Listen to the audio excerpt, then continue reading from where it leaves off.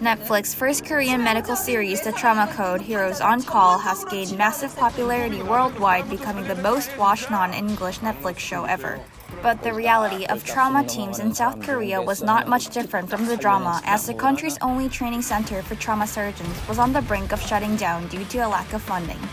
The so-called Severe Trauma Specialist Training Center at Korea University Guro Hospital first opened in 2013 and was designated as the only training center in the country that trains highly specialized medical personnel. Trauma specialists are the first to respond when critically injured patients are transported to regional trauma centers by local 119 paramedics. Over the past 11 years, the center trained around 20 trauma specialists, accounting for nearly 70% of those currently working in the country.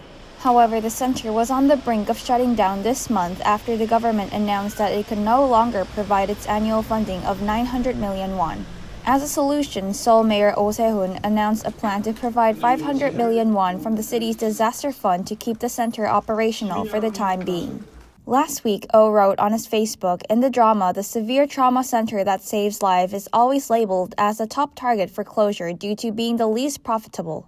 Sadly, this scene reflects the harsh reality of our healthcare system." He added, "The Severe Trauma Center, however, is the last hope of patients. Seoul City will take responsibility and protect the center."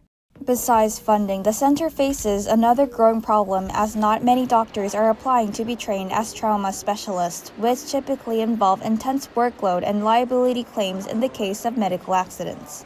Korean netizens have said it is shocking to see the institution that is critical to saving lives constantly under threat of shuttering over budget shortfalls.